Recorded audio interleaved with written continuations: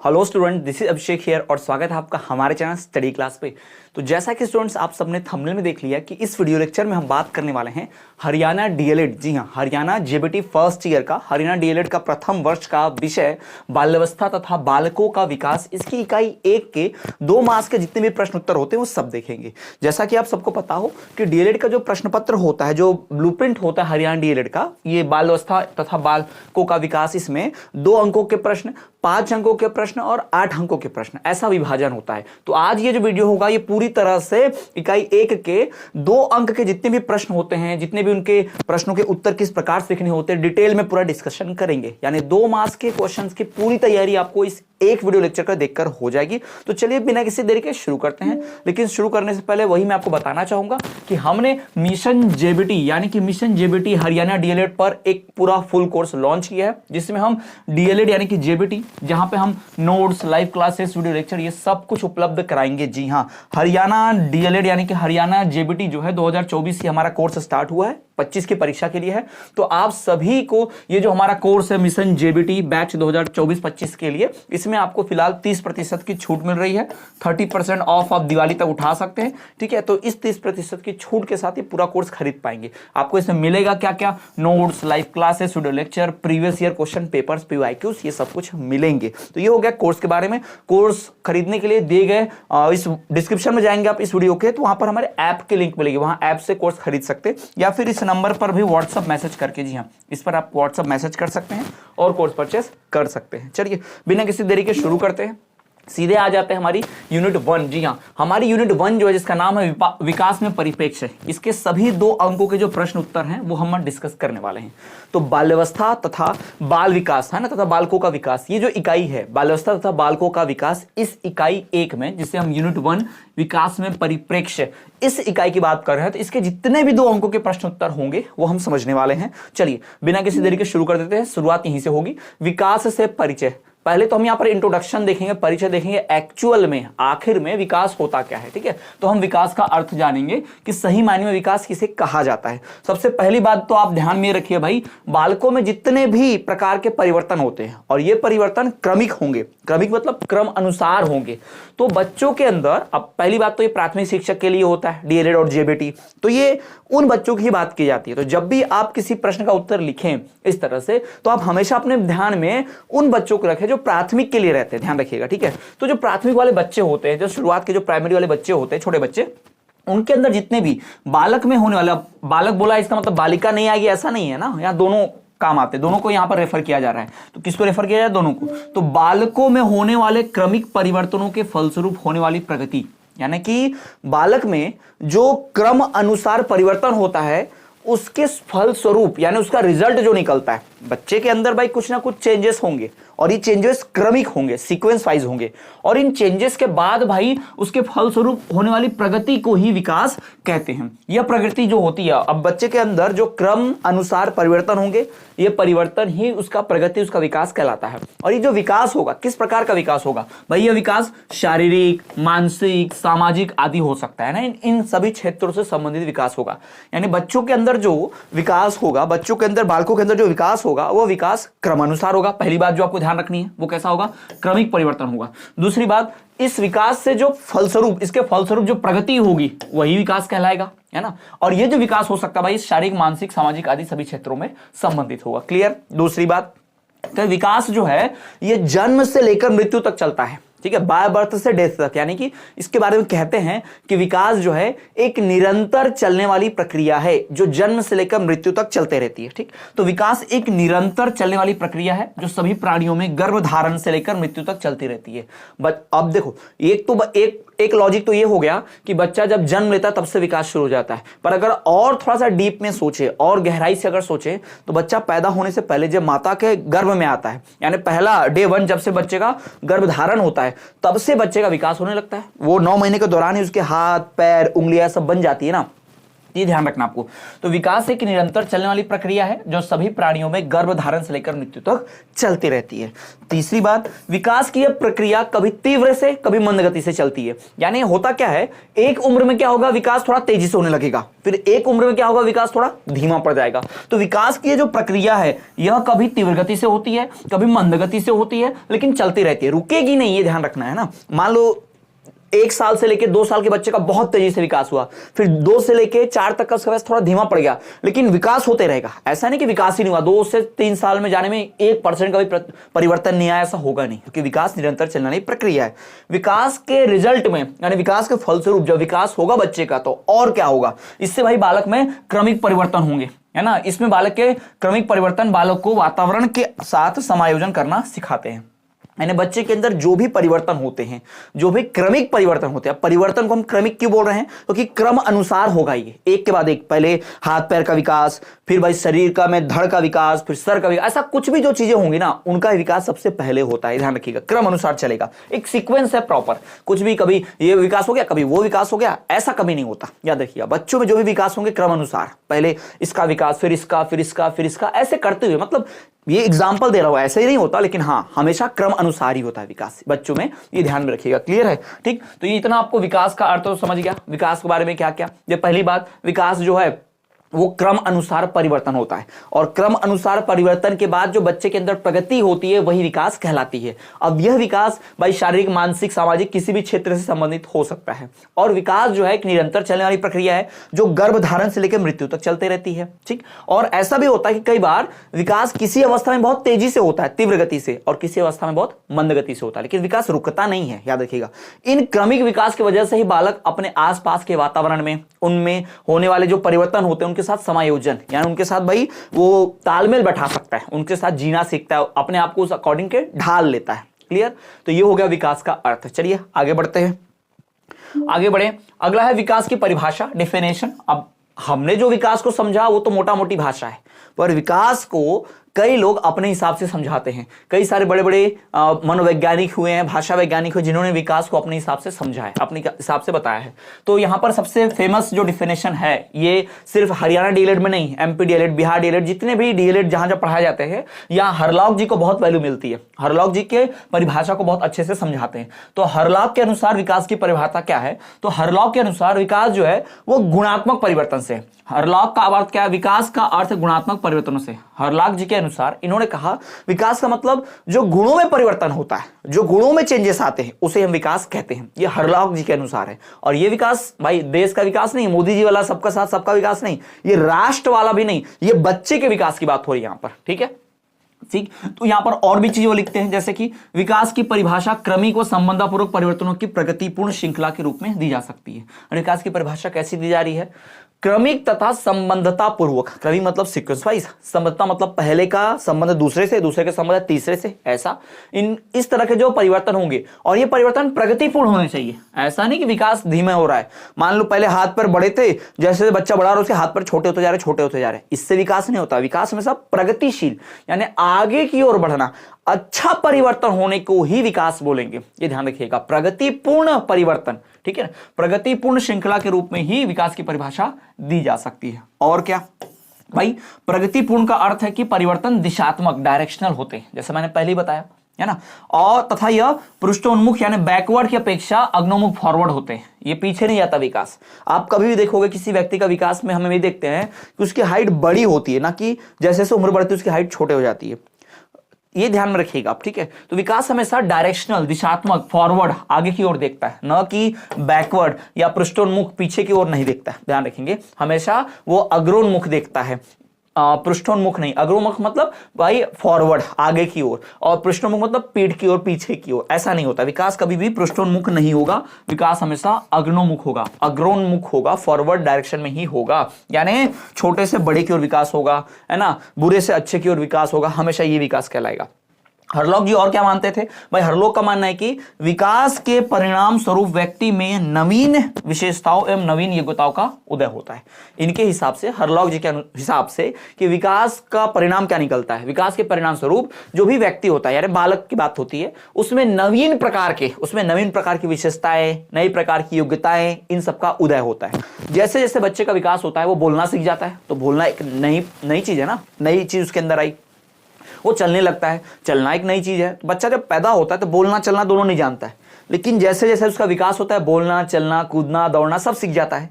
तो ये तो परिवर्तन ही हुआ ना, ये विशेषता ही हुआ ना, एक गुण ही हुआ ना, और एक ऐसा आगे की ओर हुआ है ना, अग्रोन्मुख हुआ, फॉरवर्ड की तरफ हुआ। ये ध्यान में रखिएगा, ठीक। तो इस तरह से विकास की परिभाषा हरलॉक जी ने दी है उनके हिसाब से।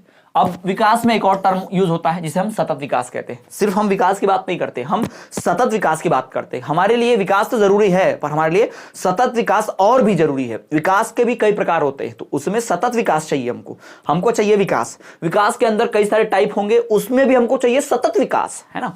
उसकी बात करते हैं। सतत विकास क्या है? देखो, सतत का मतलब ही क्या होता है? इस शब्द का मतलब होता है कंटिन्यूअस, ठीक है, यानी कि लगातार। इस सतत का मतलब क्या होता है? कंटिन्यूअस, यानी कि लगातार। तो अब इसी को पूरे ध्यान से समझते चलिए। सबसे पहला तो सतत विकास से अभिप्राय, विकास की ऐसी प्रक्रिया से। अब सतत विकास से अभिप्राय मतलब सतत विकास से अभिप्राय विकास की ऐसी प्रक्रिया से है जिसमें बच्चा पुराने ज्ञान और पुराने कौशलों में नवीन ज्ञान और नवीन कौशलों के जुड़ने से धीरे धीरे विकसित होता है। आपके पुराने नॉलेज, पुराने किसी भी चीज में नए विकास जुड़ जाए। अब देखो, मैं बात कर रहा हूं, बच्चा जोड़ घटाना सीखता है, ठीक है, लेकिन उस जोड़ घटाना में को इस्तेमाल करके बच्चा ज्यामिति, त्रिकोणमिति, ये चीजें भी तो सीखता है ना। तो पुराने नॉलेज की मदद से नए नॉलेज को सीखना, यही क्या कहलाता है? सतत विकास कहलाता है, ठीक है। अगर किसी व्यक्ति को, मान लो आप गणित सिखाने जा रहे हो, अलजेब्रा सिखाने जा रहे हो, बीज गणित, या फिर आप त्रिकोणमिति, ट्रिग्नोमेट्री सिखाने जा रहे हो किसी बच्चे को, लेकिन अगर उसको जोड़ घटाना ही नहीं आता है, उसको एबीसीडी नहीं आती है, तो वो x square plus y square equals two 2ab ऐसा कुछ क्या समझेगा ही क्या? वो कुछ नहीं समझ पाएगा ना। तो इसको ध्यान में रखिएगा कि पुराने ज्ञान के आधार पर नए ज्ञान को हासिल करना, यही सतत विकास कहलाता है, ठीक। तो सतत विकास से अभिप्राय विकास की ऐसी प्रक्रिया से है जिसमें बच्चा पुराने ज्ञान और पुराने कौशल, पुराना ज्ञान, पुराना कौशल मतलब पुराना स्किल में नवीन ज्ञान और नवीन कौशलों को जोड़कर विकास करता है ना। इसे ही तो सतत विकास बोला गया है, ठीक। दूसरी बात, सतत विकास में क्रमिक अथवा धीरे धीरे तथा संचित परिवर्तन जीवन भर होते रहते हैं। सतत विकास में क्या होगा? हमेशा परिवर्तन होगा, लाइफ टाइम, जीवन पर्यंत, लेकिन धीरे धीरे होगा। इसमें क्रमिक होगा, सीक्वेंस वाइज होगा, धीरे धीरे होगा, यानी एकदम से बहुत ज्यादा विकास आपको नहीं दिखाई देगा, एकदम से बहुत ज्यादा परिवर्तन आपको नहीं दिखाई देगा, है ना। इसमें सतत विकास में क्रमिक अथवा धीरे धीरे तथा संचित परिवर्तन जीवन भर होते रहते हैं, जिसमें विकास की प्रारंभिक अवस्थाएं उन कौशलों और उन योग्यताओं का आधार प्रदान करती है जिनकी आवश्यकता आगामी अवस्थाओं में होती है। फ्यूचर में चल के हमें दौड़ना सीखना होगा, है ना, तो इसके लिए हमें बचपन से ही दौड़ना सिखाया जाता है। यानी कि सतत विकास में आने वाले फ्यूचर, आने वाले भविष्य के विकास की नींव रख दी जाती है। यानी भविष्य में जो चीजें हमें सीखनी है, भविष्य में जो कौशल हमें सीखने हैं, उन कौशलों का विकास बचपन में धीरे धीरे हो जाता है, क्योंकि इनके आधार पर ही आगे चल के बच्चा पहले चलना सीखेगा। जो चलना नहीं सीख सकता वो दौड़ना कैसे सीखता है? मुझे बता दो एक बार। अगर किसी को चलना नहीं आता लेकिन डायरेक्ट दौड़ना आता है, पॉसिबल हुआ ऐसा? आज तक पॉसिबल, ऐसा आज तक मुमकिन नहीं हुआ है। तो आप कह सकते हो कि सतत विकास में वो कौशल ज्यादा विकसित होते हैं जिनकी आवश्यकता फ्यूचर में बड़े लेवल पर पड़ेगी, यानी उसके आधार पर दूसरा कौशल आएगा। यानी चलना अगर कोई बच्चा ना सीखे तो दौड़ना नहीं सीख सकता, तो चलने के कौशल के आधार पर ही दौड़ने के कौशल का विकास होता है। इसी तरह के विकास को सतत विकास कहते हैं। यानी पुराने वाले की योग्यता के आधार पर, है ना, पुराने की योग्यताओं के आधार पर नया अवस्थाओं में, नए नए फ्यूचर में चल के उस अवस्थाओं पर जरूरत पड़ती है, ठीक। सतत विकास में प्रायः देखा जाता है कि संसार के सभी प्राणी कैसे एक चरण से दूसरे चरण में बढ़ते हैं। सतत विकास में मोस्टली ये नजर आएगा, चाहे इंसान हो, चाहे दूसरे जीव जंतु या जानवर हो, उसमें देखने मिलता है कि अगर उनका सतत विकास हो रहा है ना, तो वो जीव जानवर जो भी होंगे वो एक चरण से दूसरे चरण में जाते हैं। तो सतत विकास का मतलब यही है कि एक चरण से प्राणी कैसे दूसरे चरण में जाता है, कैसे उसका एक चरण दूसरे चरण में विकास होता है। जैसे शैशवावस्था से बाल्यावस्था, बाल्यावस्था से किशोरावस्था, किशोरावस्था से युवावस्था, युवावस्था से कैसे प्रौढ़ावस्था, इन अवस्थाओं में उसके बाद फिर बुजुर्ग अवस्था, इन अवस्थाओं में कैसे जाता है, एक चरण से दूसरे चरण में कैसे जाता है, यही सतत विकास का अर्थ है। इससे संबंधित बहुत प्रश्न पूछा गया है, बहुत ज्यादा वो पीवाईक्यू आप कह सकते हो, प्रीवियस ईयर क्वेश्चन पेपर है भाई, ठीक है, प्रीवियस ईयर क्वेश्चन। ये सतत विकास देख रहा हूं ना, पीवाईक्यू है, बहुत प्रीवियस ईयर क्वेश्चन बहुत बार पूछा है, वेरी वेरी आईएमपी क्वेश्चन है, इसको ध्यान में रखो, बार बार ये रिपीट करके पूछता है, ठीक है। चलिए आगे बात करें।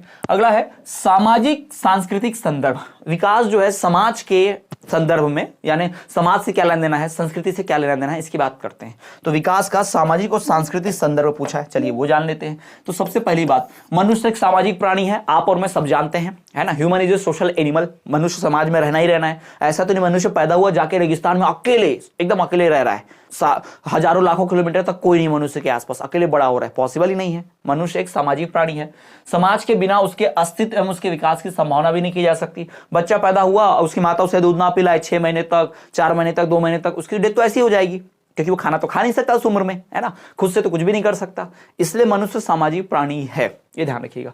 कई जानवरों में आप देखना, कई ऐसे जानवरों में कई ऐसे जानवर होते हैं, जैसे मान लो मगरमच्छ के बच्चे, मगरमच्छ जैसे अंडे में से निकलता है, वो तुरंत पानी में तैरना जानता है ऑलरेडी, पहले से तुरंत पानी में गया तैरना सीख लेता है और पानी के अंदर मछलियां पकड़ के खाने लगता है। लेकिन जो इंसान का बच्चा होता है, वो पैदा होता है तुरंत चलना दौड़ना नहीं सीखता, तुरंत खुद से खाना नहीं सीखता, उसे ये चीजें सिखानी पड़ती है, उसका लालन पालन करना पड़ता है, जबकि कई जानवरों में ऐसा नहीं करना पड़ता। यानी जानवर तुरंत पैदा हो जाए तो तुरंत अपने आप से जी सकता है, लेकिन इंसान तुरंत पैदा हो जाए तो अपने आप से नहीं जी सकता, है ना।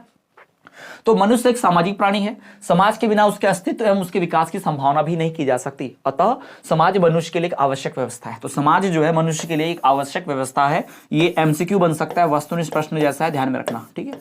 तो समाज जो है वो मनुष्य के लिए एक बहुत ही आवश्यक व्यवस्था है। समाज के बिना मनुष्य का विकास, सतत विकास संभव ही नहीं है, ठीक।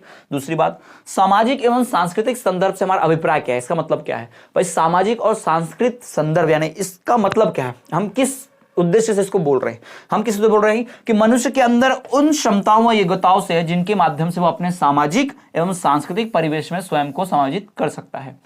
हम जिन चीजों से अपने आप को समाज में ढाल सकते हैं, जैसे हमारे आसपास का जो मोहल्ला है, आपके आसपास की जो कॉलोनी मोहल्ला जहां आप रहते हो, आप में और उनमें खास कॉमन बता रहा हूं क्या है, आप वो भाषा का प्रयोग करते हैं जिन भाषा का प्रयोग वो करते हैं बोलने के लिए, ठीक।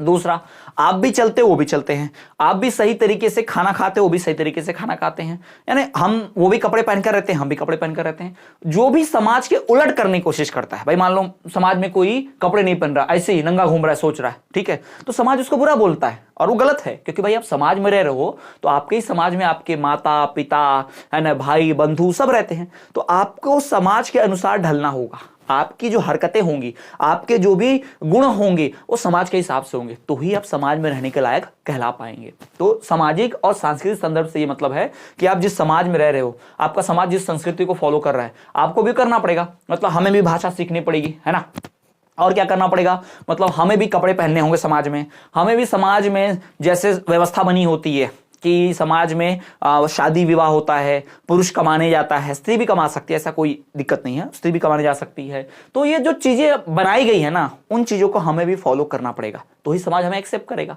भाई मान लो कि समाज है हिंदू लोगों का पूरी तरह से, ठीक है, और सारे लोग मिलकर फेस्टिवल सेलिब्रेट कर रहे हैं हिंदू का, और आप अलग समाज के हो, आप मुस्लिम वाला फेस्टिवल जाके उस बीच में सेलिब्रेट करने लग गए, हिंदू का त्योहार चल रहा है, उसे मुस्लिम तरीके से काम करने लग गए, या वाइस वर्सा, मुस्लिम लोगों का समाज है, मुस्लिम लोग अपने तरह का फेस्टिवल सेलिब्रेट कर रहे हैं और आप हिंदू होके जाके उनके बीच में अपना फेस्टिवल सेलिब्रेट करने लगे, उनके फेस्टिवल में खलल डालने लग गए, तो समाज एक्सेप्ट नहीं करेगा, दंगा फसाद हो जाएगा, झगड़ा हो जाएगा, मारपीट होगी, कूट देंगे पकड़ के।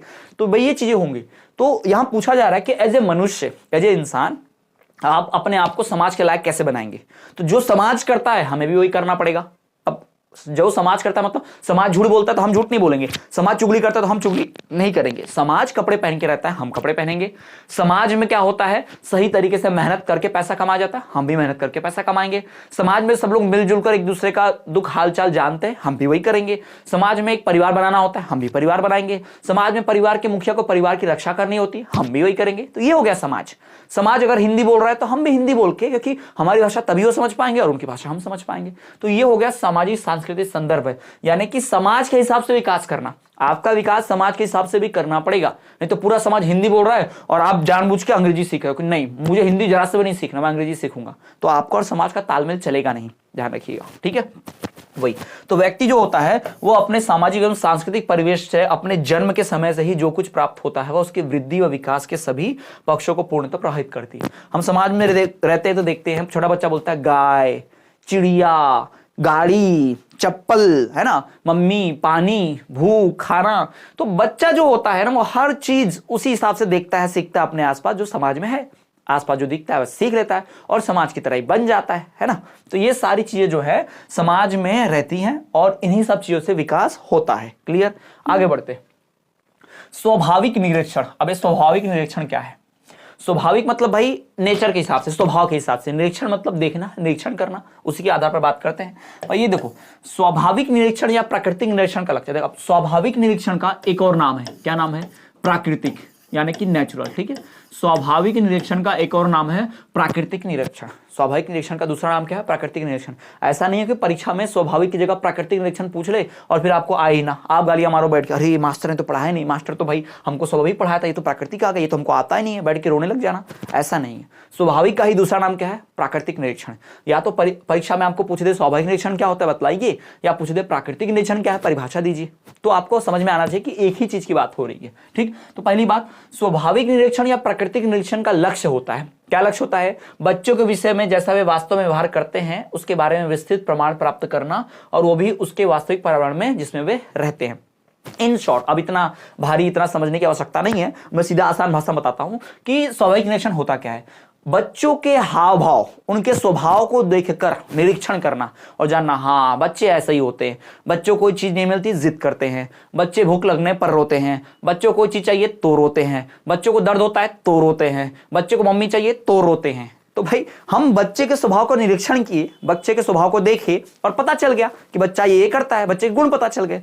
तो किसी चीज का निरीक्षण करके अनुमान लगाना, उसके बारे में कह सकते हो कि उसके स्वभाव को बताना कि हाँ ये इसका स्वभाव ऐसा ही है, ये बात बात पे गुस्सा कर जाता है। कैसे पता चला भाई ये व्यक्ति बात बात पे गुस्सा कर जाता है? पता कैसे चला? हमने उस व्यक्ति का व्यवहार बार बार देखा होगा, उसको गुस्सा करते देखा होगा, उसको गुस्सा झेला भी होगा शायद, इस वजह से हम बता पा रहे हैं, बोल पा रहे हैं कि इसके स्वभाव में गुस्सा है ना। तो हमने इसका निरीक्षण किया, इसी को स्वाभाविक निरीक्षण कहते हैं। ठीक, तो बच्चों के विषय में जैसा वे वास्तव में व्यवहार करते हैं, वास्तव मतलब रियलिटी में, सच में, उसके बारे में विस्तृत प्रमाण प्राप्त करना, सबूत इकट्ठा करना, और वो भी उसके वास्तविक पर्यावरण में जिसमें वो रहते हैं। यानी बच्चे को उसी पर्यावरण में, मतलब बच्चे को ऐसा नहीं कि एक्सपेरिमेंट करने के लिए पिंजरे में डाल दिया और देखिए पिंजरे में जाने के बच्चा कैसा व्यवहार करता है ना। बच्चा समाज में कैसा रहता है, बच्चा अपने मोहल्ले में कैसा रहता है, अपने परिवार में कैसा रहता है, माता पिता के साथ कैसा रहता है और कैसा व्यवहार करता है, उसको जानना ही स्वाभाविक निरीक्षण कहलाएगा। दूसरा, स्वाभाविक निरीक्षण को क्षेत्र को अध्ययन विधि या क्रमबद्ध प्रक्षेप का नाम भी दिया जाता है। जो स्वाभाविक निरीक्षण है उसको हम क्या अध्ययन क्षेत्र में क्या बोलते हैं भाई? अध्ययन विधि या फिर क्रमबद्ध प्रेक्षण बोलते हैं। यानी इस स्वाभाविक निरीक्षण का दूसरा नाम तो प्राकृतिक निरीक्षण है, लेकिन जब स्टडी करने के बेसिस पे, पढ़ाई लिखाई के बेसिस पे, अध्ययन करने के बेसिस पे देखते हैं तो इसको नाम दिया जाता है भाई अध्ययन, क्षेत्र अध्ययन विधि को क्षेत्र अध्ययन विधि या फिर क्रमबद्ध प्रेक्षण, ये दो नाम दिए जाते हैं पढ़ाई के हिसाब से, स्टडी करने के हिसाब से, है ना। तो ये ध्यान में रखिएगा, स्वाभाविक निरीक्षण या प्राकृतिक निरीक्षण को हम पढ़ाई लिखाई के हिसाब से क्षेत्र अध्ययन विधि तथा या फिर क्रमबद्ध प्रेक्षण विधि इसका नाम देते हैं। ठीक है, ये दो नाम इसके और हो गए थे, तीन नाम जोड़ लो भाई इसके, कि स्वाभाविक निरीक्षण के तीन नाम कौन से? प्राकृतिक निरीक्षण या फिर क्षेत्र अध्ययन विधि या फिर क्रमबद्ध प्रक्षेपण। ठीक है, प्रेक्षण या प्रक्षेपण जो भी आप लिख सको। फिर जब स्वाभाविक परिस्थितियों में व्यवहार का अध्ययन किया जाता है तब ऐसे अवलोकन निरीक्षण को स्वाभाविक निरीक्षण कहते हैं। सिंपल, जब कभी आप स्वाभाविक यानी कि नेचुरल चीजों में निरीक्षण करोगे, जैसे आप बच्चे कैसा व्यवहार करते हैं, स्कूल में चले गए और स्कूल में आप मॉनिटर कर रहे हो, शिक्षक के न होने पर बच्चे हल्ला करने लगते हैं, शिक्षक के आने पर बच्चे चुप हो जाते हैं। तो हमने पाया कि बच्चे के ऊपर अगर नजर रहे, बच्चों के आंखों के सामने यदि कोई उनको मॉनिटर करने वाला रहे तो बच्चा जो है स्वाभाविक रूप से चुप बैठेगा। तो हमने बच्चों का निरीक्षण किया, लेकिन ये उनके स्वाभाविक वातावरण में किया हमने निरीक्षण, ये निरीक्षण को सामने देखकर किया, कोई अलग से एक्सपेरिमेंट नहीं किया हमने, है ना। तो इसे ही कहा जाएगा, जब स्वाभाविक परिस्थितियों में व्यवहार का अध्ययन किया जाता है तो उसे ही हम क्या कहते हैं भाई? अवलोकन निरीक्षण या स्वाभाविक निरीक्षण कहते हैं। ठीक, उसका भी नाम अवलोकन या निरीक्षण या फिर स्वाभाविक निरीक्षण ऐसा कुछ कहा जाता है, ध्यान रखिएगा। ठीक, इस प्रकार के अवलोकन का प्रयोग सामान्यतः पशुओं के व्यवहार का अध्ययन करने के लिए ही किया जाता है। ह्यूमन भी सोशल एनिमल है, तो जानवर कैसा बिहेव करते हैं, इंसान कैसा बिहेव करते हैं नॉर्मल परिस्थिति में, अपने प्राकृतिक वातावरण में, स्वाभाविक वातावरण में, तो ऐसे निरीक्षण को हम स्वाभाविक निरीक्षण कहते हैं। ठीक है, अवलोकन कहते हैं। क्लियर? तो ये हो गया स्वाभाविक निरीक्षण। आगे बढ़े, अब है साक्षात्कार, जिसे हम इंग्लिश में इंटरव्यू भी कहते हैं। क्या कहते हैं इसे? इंटरव्यू। साक्षात्कार को हम इंटरव्यू भी कहते हैं, ठीक है। साक्षात्कार यानी साक्षात हमारे सामने, आमने सामने बैठ के कोई चीज हो, इसलिए तो उसको साक्षात्कार बोलते हैं, ठीक है, सामने सामने। तो पहली बात, साक्षात्कार का अर्थ, साक्षात्कार बातचीत या सामान्य वार्तालाप करने का ही एक रूप है। इसमें नॉर्मल बातचीत करोगे पर आमने सामने करोगे इंटरव्यू में, ठीक है। अब इसमें एक अंतर वह होता है कि बातचीत या वार्तालाप बिना किसी उद्देश्य से भी किया जा सकता है। मतलब मैं आपका इंटरव्यू ले रहा हूं, मैं आपसे बातचीत कर रहा हूं, तो मेरा कोई उद्देश्य नहीं, जरूरी नहीं कि मैं आपको नौकरी देने वाला हूं, या आपको मार पड़ने वाली है, या आपको कोई गिफ्ट देने वाला हूं, जरूरी नहीं है। मैं बस आपको जानना चाहता हूं, इसलिए मैंने बातचीत कर ली। तो इसमें कोई उद्देश्य भी नहीं हो सकता है और नहीं भी हो सकता है। जैसे हम बच्चों का स्वभाव देख रहे हैं, बच्चों को समझने के लिए हमारा उद्देश्य था हम बच्चे को समझे, जबकि साक्षात्कार में जरूरी नहीं है कि कुछ समझना हो, कुछ हासिल करना हो, तभी आप इंटरव्यू ले, ठीक है। किसी भी चीज के लिए लिया जा सकता है, ठीक है, ध्यान रखेंगे। तो इसमें एक अंतर यह होता है साक्षात्कार में और अवलोकन में, ठीक है, या स्वाभाविक निरीक्षण में। साक्षात्कार और स्वाभाविक निरीक्षण में एक मेन अंतर है, एक मेन डिफरेंस है। क्या अंतर है कि बातचीत या वार्तालाप बिना किसी उद्देश्य से भी किया जा सकता है। इसमें बिना किसी उद्देश्य के, बिना किसी मकसद के भी बातचीत की जा सकती है, ये ध्यान रखिएगा, ठीक है। ये साक्षात्कार के लिए। दूसरा, किंतु जब वार्तालाप के पीछे कोई सुनिश्चित उद्देश्य छिपा हो तो वह साक्षात्कार का रूप धारण कर लेता है। बातचीत के पीछे अगर कोई एक उद्देश्य हो कि हम इससे बातचीत कर रहे हैं ताकि हम इसकी चुगली कर सकें, हम इससे बातचीत कर रहे हैं ताकि इसको नौकरी दे सके या इसको नौकरी से निकाल सके, तो ये हमारे कोई ना कोई उद्देश्य हो गया। तो अगर आपका बातचीत करने के पीछे कोई उद्देश्य है तो वो क्या है? साक्षात्कार है। जैसे मान लो लड़का लड़की को देखने आता है शादी विवाह के लिए, या लड़की वाले लड़कों को देखने जाते हैं शादी विवाह के लिए, तो बातचीत होती है। बातचीत क्यों करते हैं वो लोग? ताकि रिजेक्ट कर सके या एक्सेप्ट कर सके, यानी कि भाई कोई ना कोई फैसला ले सके। तो जब कभी बातचीत का, वार्तालाप का मकसद होगा ना, तब उसे हम साक्षात्कार बोल देंगे, उस बातचीत के रूप को साक्षात्कार बोल देंगे, ठीक है। जैसे हम कभी दोस्तों से बातचीत करते हैं तो ऐसे ही एंटरटेनमेंट के लिए, अच्छा फील करे इसलिए, उसमें कोई ऐसा थोड़ी दोस्त को नौकरी से निकालना है, दोस्त को नौकरी पर रखना है। तो उस बातचीत को, उस वार्तालाप को हम साक्षात्कार नहीं बोलते, बस नॉर्मल बातचीत बोलते हैं ना, दोस्तों के साथ मिलना, दोस्ती, बातचीत ही बोलते हैं, उसको हम साक्षात्कार या इंटरव्यू नहीं बोलते। ये ध्यान रखना आपको, ठीक। यद्यपि प्रदत्त एकत्रीकरण, स्वीकार हेतु निरीक्षण का तथा प्रश्नावली विधियों का अधिकतर प्रयोग होता है। यानी ये इतना कठिन भाषा छोड़ दो, इसमें होता क्या है कि जो भी साक्षात्कार होते हैं उन साक्षात्कार में प्रश्नावली यानी क्वेश्चन की एक सीरीज होती है।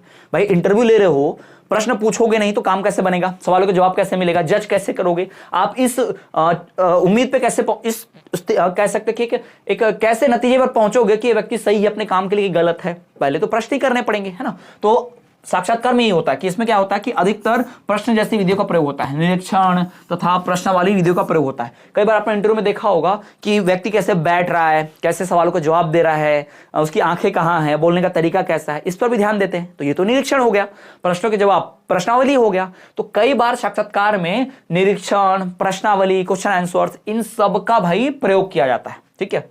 और कई बार तो, परंतु अनेक अवसरों पर निरीक्षण के साथ साथ साक्षात्कार द्वारा प्रदत्त भी जानकारी भी इकट्ठी की जाती है। यानी कई बार जब इंटरव्यू होता है तो सर्टिफिकेट लाने बोलते हैं, मार्कशीट दिखाइए, डिग्रियां दिखाइए, है ना, आपने क्या क्या अचीव किया आज तक वो दिखाइए। ये सारी चीजें भी साक्षात्कार में कई बार मांग ली जाती हैं, ये भी दिखाया जाता है, ठीक।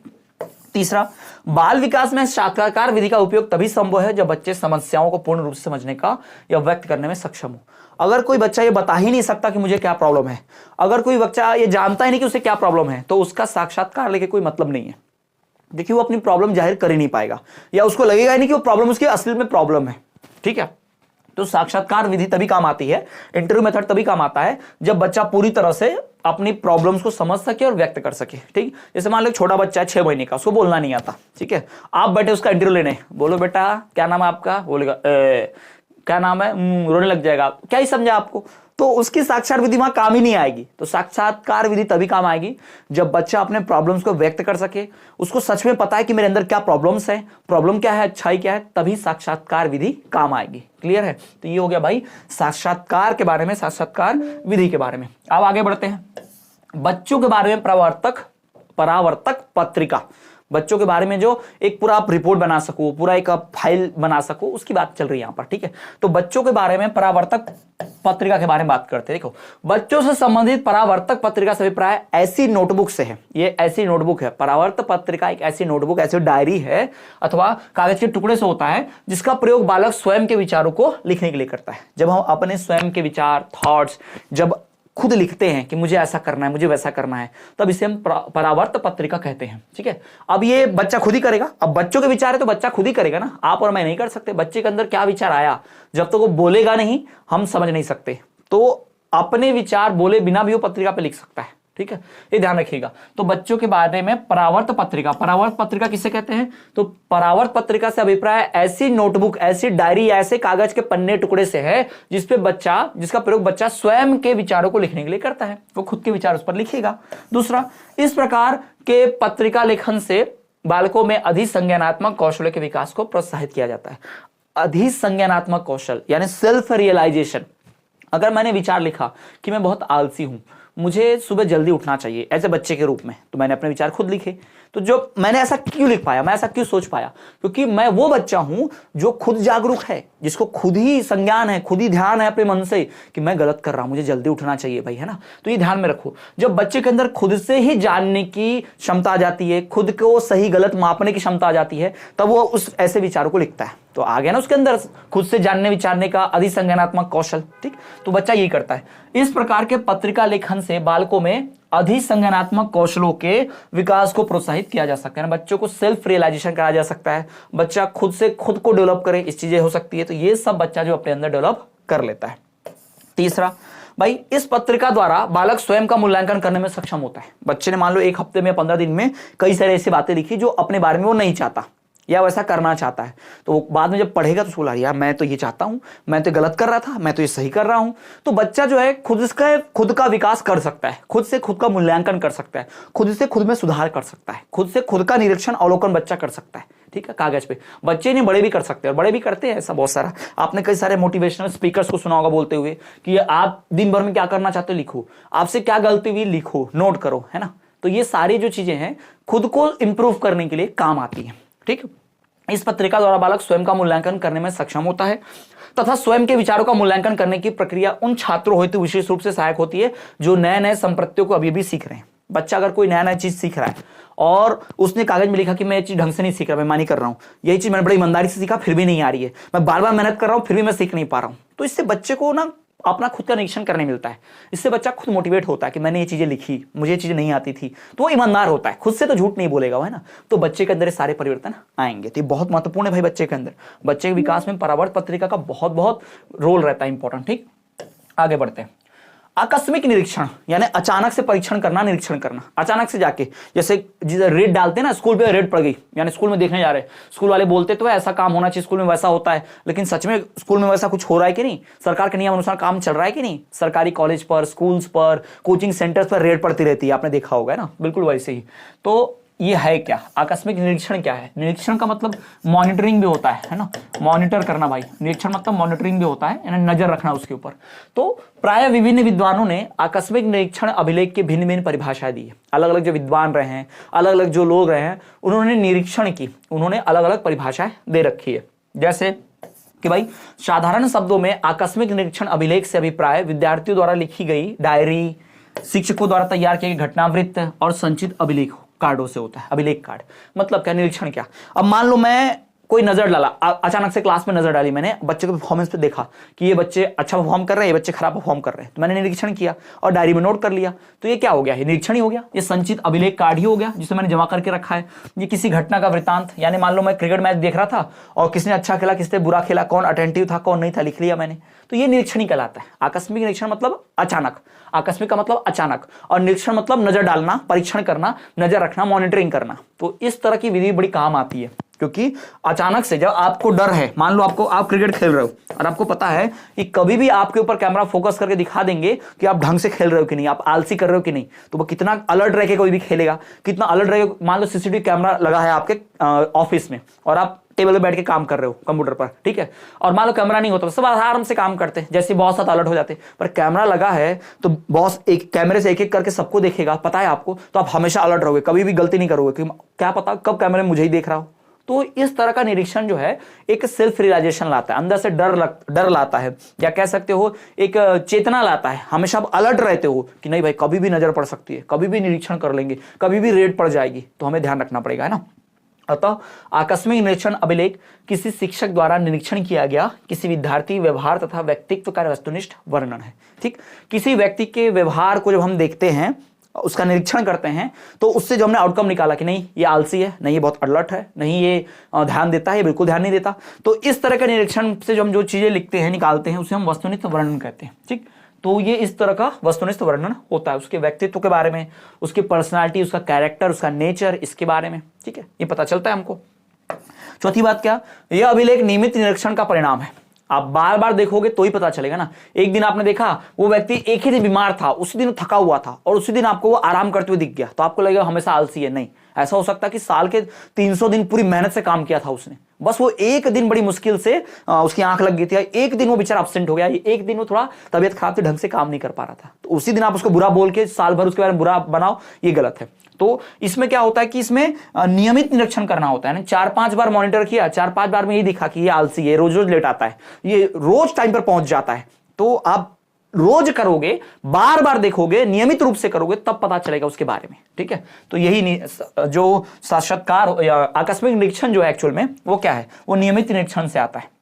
इसमें अनौपचारिक अवलोकन भी कहा जाता है। इस आकस्मिक निरीक्षण को औपचारिक भी बोलते हैं ना, अनौपचारिक माफ कीजिएगा, अनौपचारिक यानी अनफॉर्मल होगा, अनौपचारिक, ठीक है ना, अनऑफिशियल जिसे हम कह सकते हैं, अनौपचारिक, अनऑफिशियल, बता के थोड़ी मैं नजर रखने आऊंगा तुम काम कर रहे हो कि नहीं, नहीं अपने मन से करूंगा, बिना बताए मैं देखूंगा कि काम कर रहा है कि नहीं, इसे अनौपचारिक अवलोकन कहते हैं। क्योंकि बताकर जाओगे किसी का अवलोकन करने हो तो शांति से अच्छे से काम करने लग जाएगा।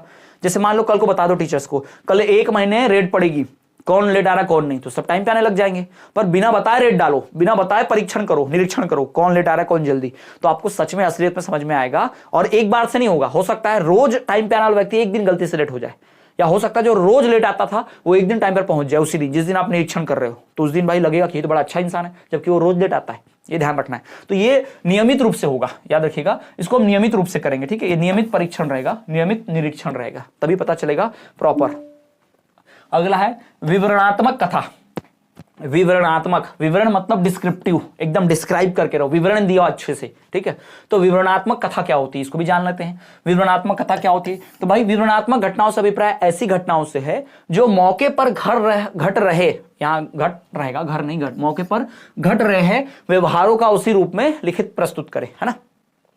विवरणात्मक मतलब भाई जो आपके सामने हो रहा है उसको ही सेम टू सेम डिस्क्राइब करो, सेम टू सेम उसका विवरण करो। मैंने क्लास में देखा कि ये बच्चा बात कर रहा है, मैंने क्लास में देखा ये बच्चा चीटिंग कर रहा है, मैंने क्लास में देखा बच्चा ईमानदारी से पढ़ रहा है, ये बच्चा सबको परेशान कर रहा है, तो लाइव जो देखा उसी को लिख दिया मैंने, तो ये विवरणात्मक क्या हो जाएगा, कथा हो जाएगी। ठीक, ये ध्यान रखेंगे। इसमें क्या होता है कि व्यवहार जो लाइव जो चल रहा है, लाइव घटना का व्यवहार को लिखित रूप में प्रस्तुत कर दे, एकदम उसी के उसी फॉर्म में। यह बच्चे की गतिविधियों का विस्तार से वृत्तांत होता है, बच्चों का डिटेल में, बच्चे जो एक्टिविटी कर रहे हैं उसका डिटेल में लिखा होगा। इसमें रनिंग रिकॉर्ड भी कहा जाता है। इस विवरणात्मक कथा को रनिंग रिकॉर्ड भी कहते हैं। क्या कहते हैं इसे, रनिंग रिकॉर्ड, है ना, रनिंग रिकॉर्ड भी कहते हैं। विवरणात्मक कथा को रनिंग रिकॉर्ड के नाम से भी जाना जाता है, क्योंकि सामने चल रहा है, running, on the spot running है और उसको देख के लिख रहे हैं, तो ये रनिंग रिकॉर्ड भी बोलते हैं उसको। ठीक, और क्या, किसी भी स्थिति में इस प्रकार के लिखित रिकॉर्डों को कोई दूसरा व्यक्ति बाद में पढ़ सकता है तथा इस दृश्य को देख सकता है। मैं लाइव मैच का ये कर रहा हूं, कमेंट्री सुनिए आपने, कमेंट्री, मान लो आप वीडियो नहीं देख रहे हो पर आप लाइव कोई बोल रहा है ये बॉल हवा में 6 मारा गया बाउंड्री लाइन के पार, या फिर बैट्समैन बोल्ड हो गया, तीनों डंडे बिखर गए, तो जो सिर्फ सुन रहा है ना वो भी इमेजिन कर लेता है। ठीक है, तो ये जो विवरणात्मक कथा होती है, जो रनिंग रिकॉर्ड होता है, इसको कोई व्यक्ति बाद में भी, दूसरा व्यक्ति भी जान सकता है। मैंने मान लो किसी बच्चे की रिपोर्ट बनाई कि आया बैठा इंटरव्यू में ये सवाल पूछे गए, इसने सही जवाब दिया, इसने गलत जवाब दिया, ये बहुत हंस रहा था, ये सीरियस नहीं था काम को लेकर, बस मैंने जवाब दिया। अब जो बड़ा मालिक हो कंपनी का, वो जानना चाहता है कि तुमने जो इंटरव्यू लिए बताओ तो कैसे इंटरव्यू लिए, तो मैं उसके सामने रख दूंगा ये रिकॉर्ड, रनिंग रिकॉर्ड। फिर जब मालिक पढ़ेगा तो सेम सेम सेम भाई पूरा वैसा इमेजिन कर पाएगा, क्योंकि जैसा मैंने लिखा, मैंने जो देखा वो लिखा, और मेरा लिखा वो पढ़ेगा तो वो भी इमेजिन कर लेगा। तो इस तरह से ये जो है विवरणात्मक कथा बड़ी काम की है। किसी भी स्थिति में इस प्रकार के लिखित रिकॉर्ड को दूसरा व्यक्ति बाद में पढ़ सकता है तथा इस दृश्य को देख भी सकता है, इमेजिन भी कर सकता है। ठीक है, इसमें वीडियो रिकॉर्डिंग भी आ जाती है। क्लियर, तो ये तो हो गए इकाई 1 के सभी महत्वपूर्ण प्रश्न उत्तर जो 2 अंकों के रहेंगे। 2 मार्क्स वाले सारे इंपॉर्टेंट क्वेश्चन आंसर्स मैंने आपके सामने रख दिए। अब अगला जो हमारा वीडियो आएगा उसमें हम 5 अंकों वाले जो सारे महत्वपूर्ण प्रश्न उत्तर होते हैं वो लेकर आएंगे, उसके बाद फिर 8 अंक वाले भी लेकर आएंगे। तो अगर आपको वीडियो पसंद आई हो तो वीडियो को लाइक जरूर करें। आपके जो क्लासमेट फ्रेंड्स होंगे, जो भी हरियाणा डीएलएड कर रहे हो, आपका ग्रुप होगा कॉलेज का, एजेंट लोगों का, जितना भी, वहां पर जरूर शेयर करें। भाई हरियाणा डीएलएड की तैयारी और भी लोग कर रहे होंगे, पढ़ने में परेशानी आ रही होगी, तो आसानी से पढ़ाई हो सके, तैयारी एकदम बेस्ट तरीके से हो सके, उसके लिए हमारा चैनल जरूर शेयर करें, उसके लिए वीडियो के लिंक शेयर कर दें।